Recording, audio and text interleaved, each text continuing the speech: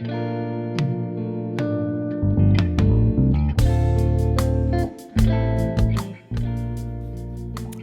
up, guys? Today I'm going to be going through the final video of my pedalboard series, and it's putting it all together. How do I get all of these pedals to work together to get me different types of sounds? So I'm going to go through a couple of examples and kind of along the way just show little things of what I do to make them sound better together, right? Some of this I've already done at the end of my videos, so definitely catch the individual videos as well. And if you haven't watched them and you don't know about some of these pedals and what they do, or you don't know about the effect in general, definitely recommend you go back and watch them. But in terms of getting sounds, I always start off with having the sound in my head first, because if you don't have the sound in mind, you don't know what you're going for, right? So when I started with the pedals, I had certain songs that I really liked, that I knew were either done by a key bass or a synth bass, or it was done by an affected bass, like a bass with pedals. So I was like, okay, let me see if I can make my bass sound like that. So one of the first ones was I'm a Bee by the Black Eyed Peas. Really like that bass line. At the end, there is a sound that kind of goes when they're doing I'm a bee, da, da, da, da, I'm gonna be living that good life, right? When they're doing that part near the end, there's a crazy synth bass part or synth bass line that sounds really good.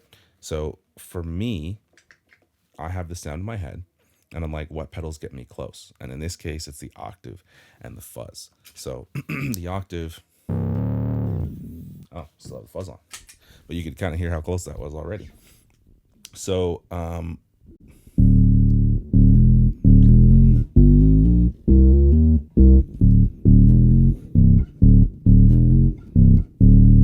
right, you can hear that.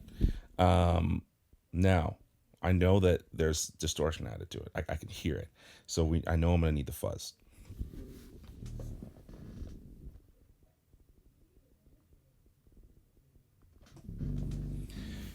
How I have it tuned right now, I have it basically at 9 o'clock for the distortion, and I have the blend just off of all the way towards fuzz. And now you're gonna hear it, how it sounds blended in with the octave. Okay.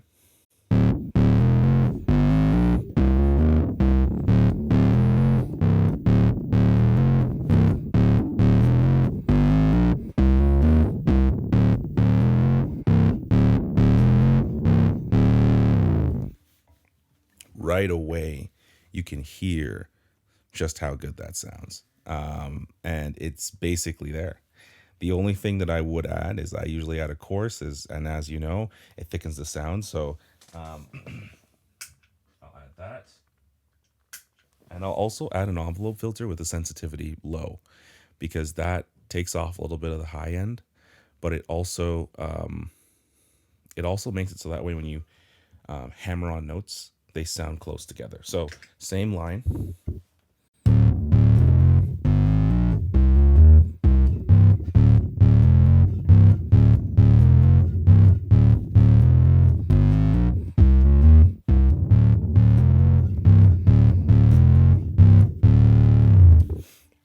And yeah, so you could hear how it sounded thicker, but it also sounded like when I'm doing, it sounded more together, right?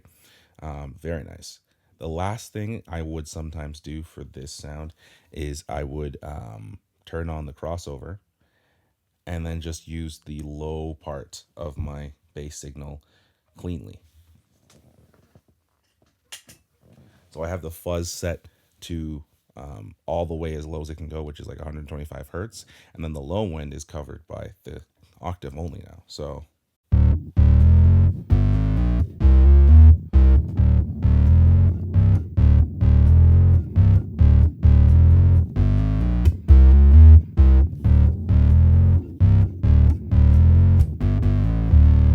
right? So that is like the completely finished sound for me. It's as close as you can get with a bass.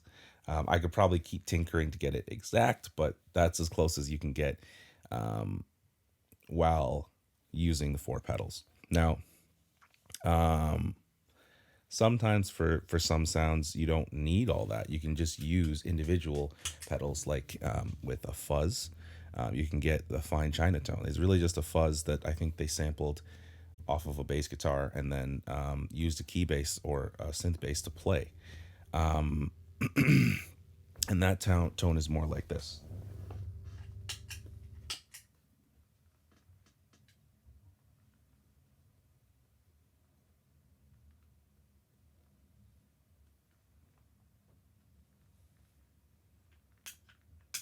Okay, so it sounds more like this.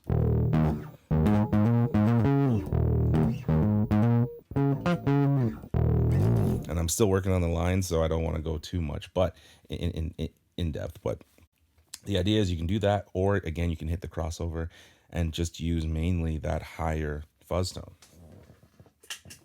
You cut out the low part of the fuzz.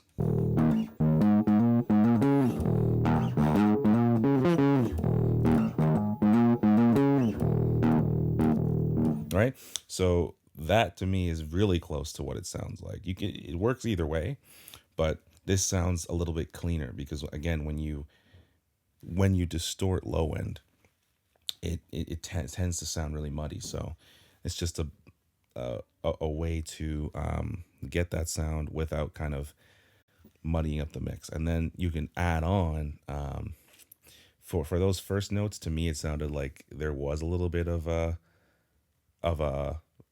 envelope filter that's classically used, like with a higher sensitivity and an octave used together. So you could add that in after you do the right and get a nice sound. So that's how I kind of tackle synth bass things. As you can see, I have a reverb and a delay. I've been experimenting just doing more ambient stuff because I'm trying to learn electric guitar for church. But ambient stuff also works for bass too. So if I was to play anything really, right? The minute you pop on your delay, right?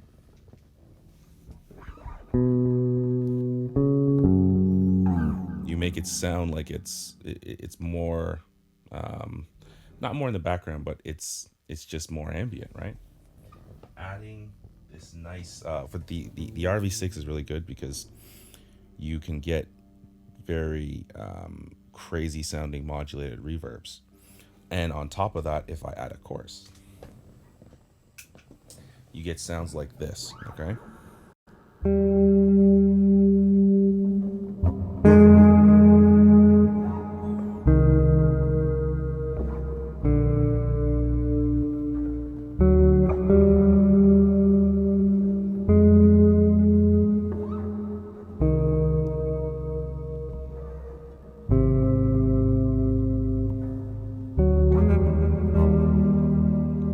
If I was actually good at playing chords, that would sound a lot better. But you also have the opportunity to do things like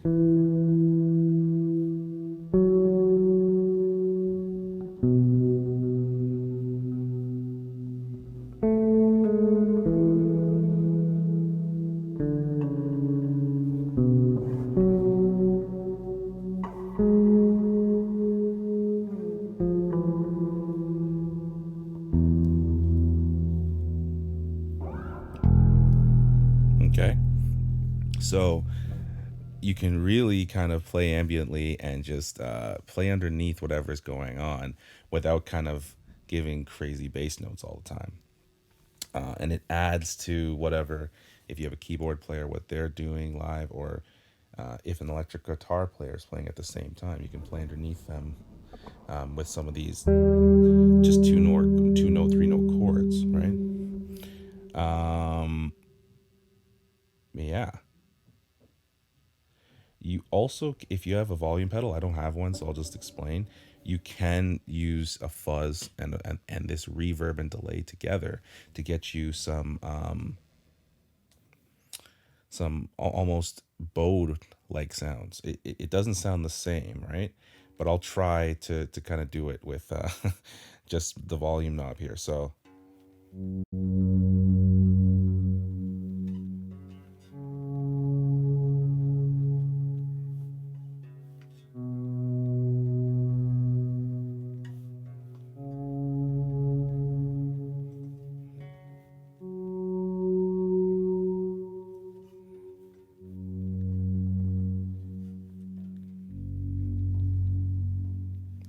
okay. So again, it's that ambient stuff, but it's creating it so that way, like the whole using the volume pedal takes away the attack. So a lot of times when you want to play quietly, but you still want to play low, it's hard because you have such a, like, especially the B string is very it can get very muddy. And when you have reverb, that's the enemy of reverb, mud. So when you have a volume pedal or you use the volume knob, you can kind of create these swelled notes that really help to add to the music. So that's pretty much everything. I mean, I'm still learning with some of the synth stuff with delay. I don't like it with reverb very much, but let's say I was to turn this off. Right. So I have that same synth sound with the delay. You could also do something like this, like a, let me turn on my volumes first.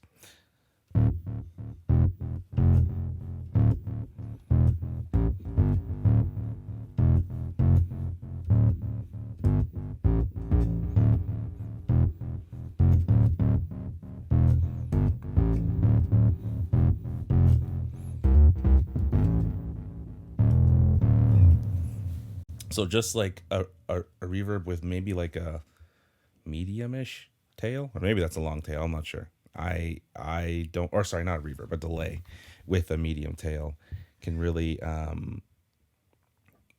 it can make your I don't know. It just makes it sound different, right? Than if I was to have it off and play the same thing.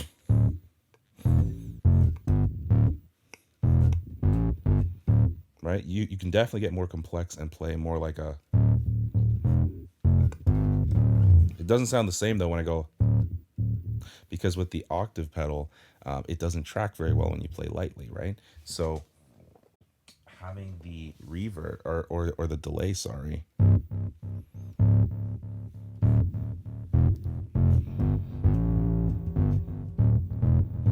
it just adds that like you're playing extra notes, you know what I mean? So but it makes it so that way it's cleanly extra notes and it decays, right? So it's a very nice effect to add even to the synth. So hopefully you have a couple of things you can try with the pedals you have, or you can have an idea of maybe what pedals you should get or may want to get. And if it's these exact pedals, again, I suggest you go back and take a look at the videos I've previously done. It kind of gives you a nice breakdown of how these pedals work. But hopefully you kind of have an idea of how you can use some of these pedals to add to your bass sound or to completely change your bass sound, so that way you can get something that is in your head that you're trying to get on, I guess, screen when you're recording or live when you're playing. So thank you for watching, and thank you for going through this series with me. I hope that you will tune into some future videos. Please like and subscribe this one and some of the past ones. And I'll see you later. Take it easy.